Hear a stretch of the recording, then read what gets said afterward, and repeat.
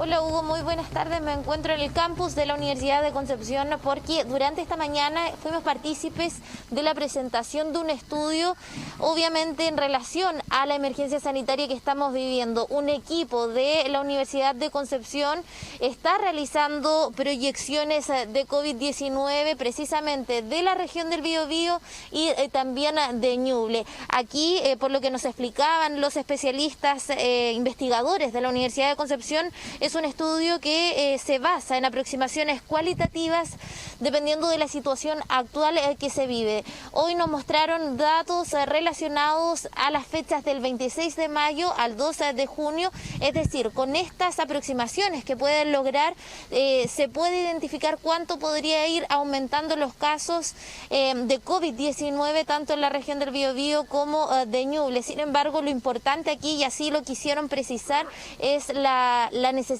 de interpretar todos los datos que se pueden inferir mediante estadísticas que ellos obviamente relacionan.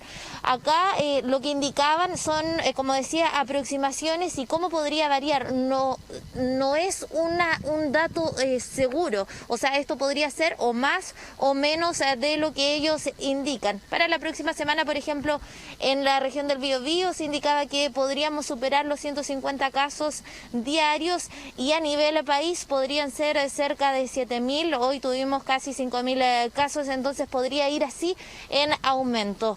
Sin embargo, las dudas o a dónde se enfocó esta presentación de este estudio iba en relación a que si se puede permitir mediante todas estas aproximaciones determinar o aconsejar a las autoridades que se decrete cuarentena tanto en nuestra región o como en la región vecina de Ñuble.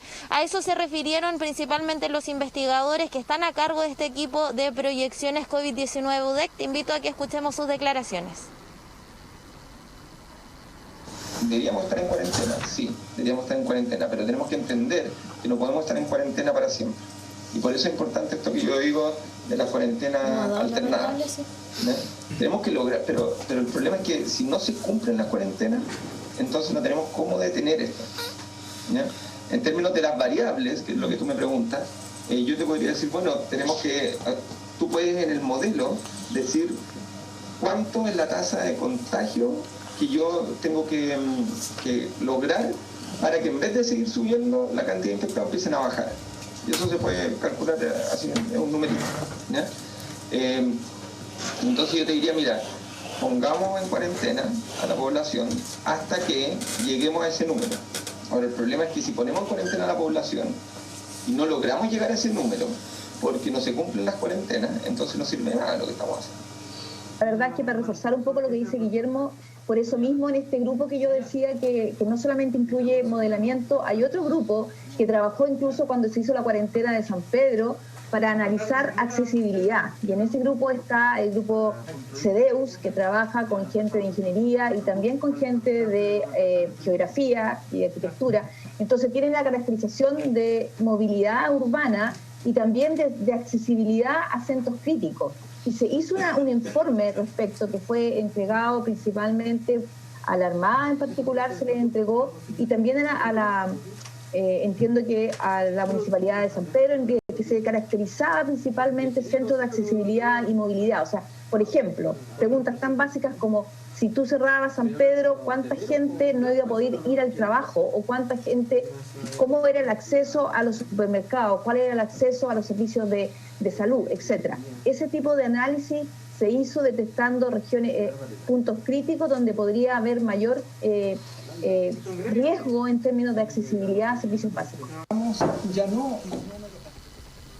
Ahí escuchábamos, Hugo, entonces un poco más de detalles en qué consistió precisamente el tema de las cuarentenas. El doctor a cargo de este estudio de proyecciones ya lo indicaba, la necesidad de que se puedan cumplir en el caso de que se decreten y las variables que puedan estar en factores determinantes para la decisión. Y por otra parte, la vicerrectora de investigación también daba cuenta que trabajaron en conjunto a las autoridades cuando se decretó cuarentena, tanto en San Pedro como en Hualpén, hace ya un par de meses ya.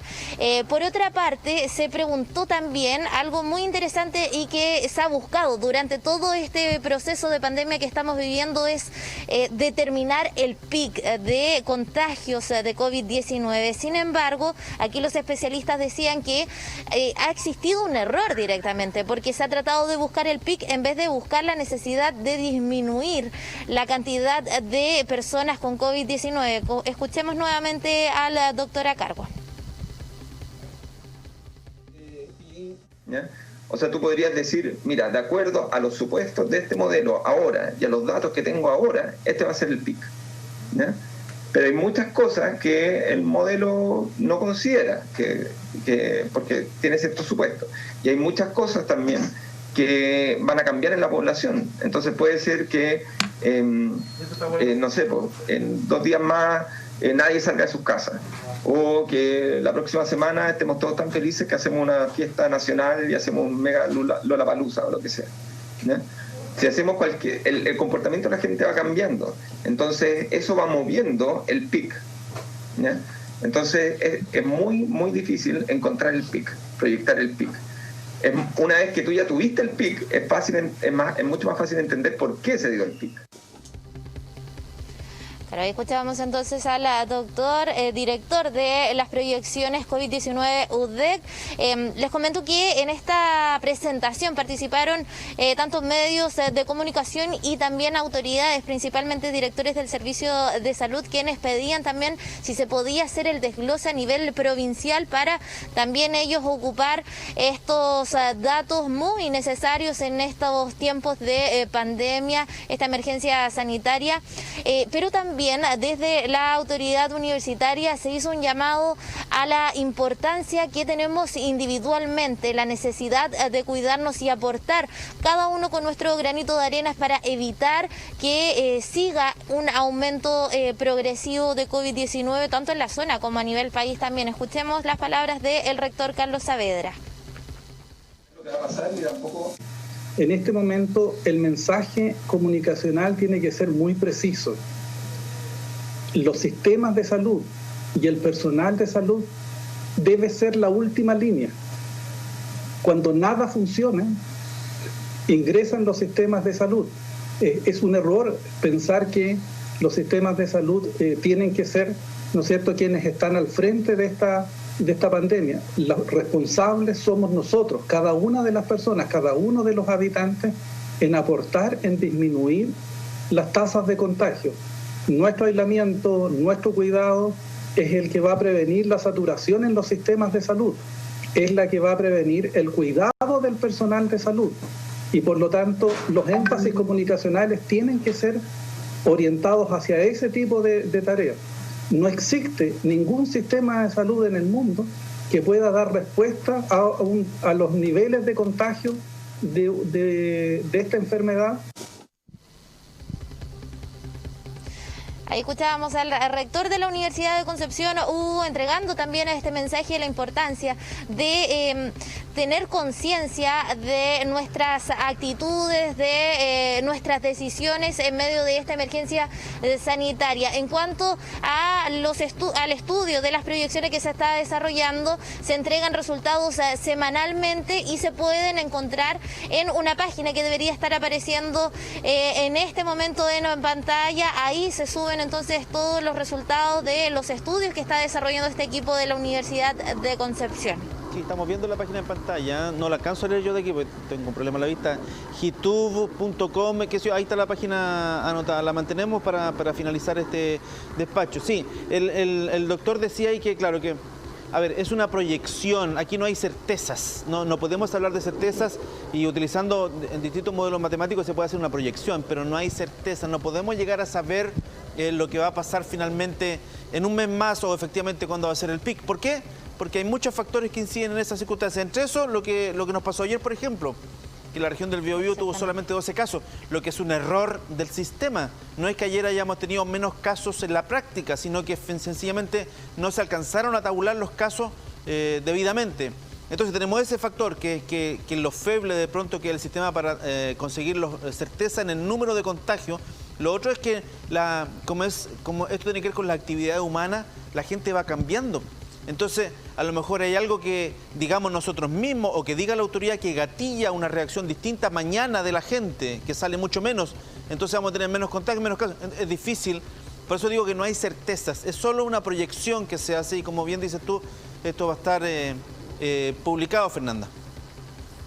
Así es una relación de muchas variables, como decían los especialistas, para poder determinar cómo va a ser el comportamiento de esta pandemia en la región del Biobío y también en la de Ñuble. Lo que llamaba la atención, eso sí, y que va a estar en estudio los próximos días, es lo que ocurrió en Ñuble. Sabemos que esta fue una de las primeras regiones con una gran cantidad de contagiados y en las semanas siguientes fue bajando la cantidad, entonces podría servir de ejemplo para poder analizar cómo se ataca finalmente esta emergencia sanitaria y lograr un descenso significativo de los casos de COVID-19. Sí, las famosas cuarentenas selectivas creo que le llamaban, que no sé si a esta altura de la vida ya funcionan digamos en Chillán y en Temuco, pero parece que la región metropolitana no. Muchas gracias, Fernanda.